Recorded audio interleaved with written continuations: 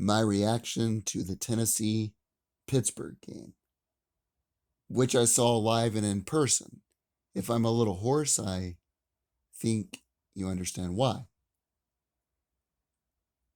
This game is really a lot to digest. If you win by a lot, you don't really analyze it. If you lose by a lot, you don't want to analyze it because you're pissed. But it's like, I don't know whether to be pissed or hopeful. It's sort of an oxymoronic game. On the one hand, even before kickoff, you were down three top players. The starting center, Cooper Mays, hurt. Byron Young, who reportedly in fall camp was unblockable at times, was serving his second of his 2-game suspension. Thanks, NCAA, you frauds. And the third was Tyon Evans, the team's best running back, who reportedly was out due to COVID protocols. I don't know if he has the virus or what's going on there. That's personal business. Not to mention,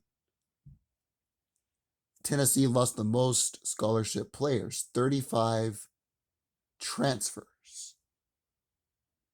Pittsburgh, on the other hand, had multiple starters returning, 15 or 16 returning, an NFL caliber quarterback. Kenny Pickett's good. He can play. He's a hell of a quarterback. And you had veterans. Yet, Tennessee only lost by a touchdown and was in the position in the fourth quarter multiple times to tie the game. On the other hand, they had 13 penalties for 140 yards and 3 turnovers. Joe Milton missed multiple wide open wide receivers in the first quarter. There were at least 5 passes I counted. I was at the game that he missed wide open. Warren literally had nobody around him. Pittsburgh plays this weird type of defense where they want to pressure you and they play off of the receivers. They challenge you to complete passes. And I'm sure their coach, Pete Narduzzi, he's a decent coach. He can coach. Watched the game film of Milton and he thought, we're going to challenge Milton to complete a pass because he can't do it, which proved to be the case. The only pass which Milton threw the ball in the right position was Jalen Hyatt, who ended up smashing his head on the turf. He smacked his head and had to go to the locker room. That was another injury that you had in the game. But here's the thing. In 2 games, Milton has only connected on 1 pass, which was the one to Cedric Tillman, who really made the play. It was a 50-50 ball. Another self-inflicted wound on top of that. After that 50-yard run by Milton, you get the ball down to the 5, you have multiple penalties. You have that stupid penalty by Cade Mays jumping on the pile. What are you doing? You have a false start, and Tennessee is forced to kick a field goal. Self-inflicted wound. Based on what I saw, I talked to some relatives who watched the game on TV. Of course, you can see a lot more on TV, and you get analysis. Joe Milton was down when he was sacked. He didn't fumble that ball. That was not a turnover, in my opinion.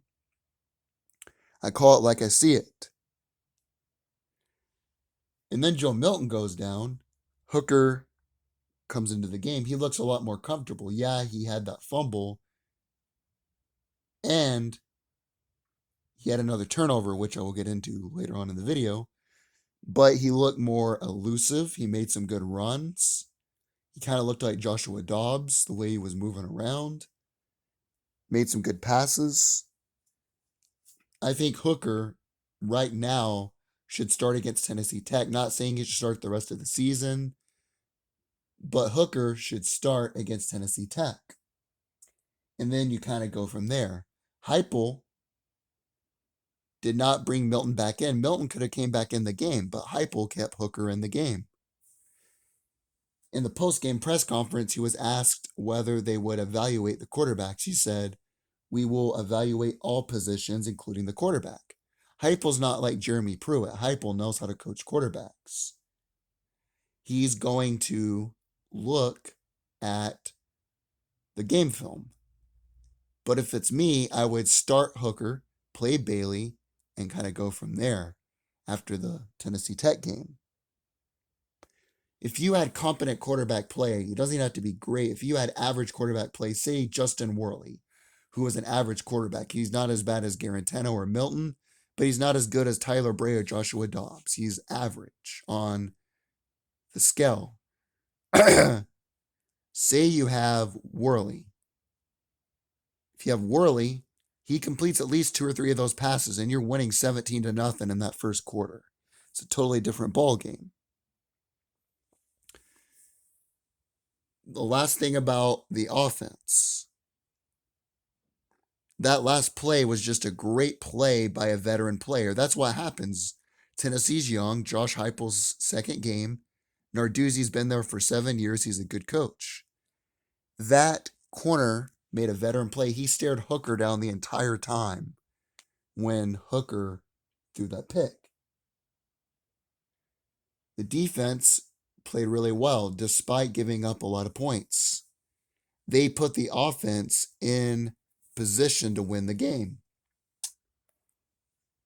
Is the defense great? No, they're not world beaters, but they put Tennessee in position to win the game. Tyler Barron is a great player. I don't know if he's great, but he looked really good. Jeremy Banks had that penalty where he body slammed the guy. But he also had a sack. Jeremy Banks is getting better.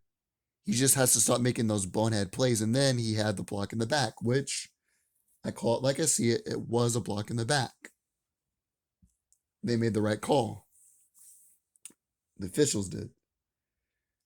But then the officials, of course, did not give Tennessee a good spot on that third down when Hooker ran the ball. On fourth down, why are you running it with a young running back? Why don't you give Hooker the ball and let him run up the middle? Why are you heading the ball backwards? Another missed opportunity. Theo Jackson is a good player. He's looking good this year. The defense is going to be able to keep Tennessee in games. They're not going to be world beaters. They're not going to be a top SEC defense. But the way they competed, the way that they played, and they made some stops when they needed to, they're going to be better than advertised. To sum it all up, time to let Hooker start. Not saying he should start the rest of the season against Tennessee Tech. Let Bailey play, see what he can do. I think it's safe to say Milton can't play. No offense. He seems like a great guy. Seems like a very interesting guy. I listened to some of his interviews. He's a likable guy, but he can't play. No offense to him. I like him personally. Self-inflicted wounds. Great effort. Time to move on and get to that 6-win mark so you can make a bowl game.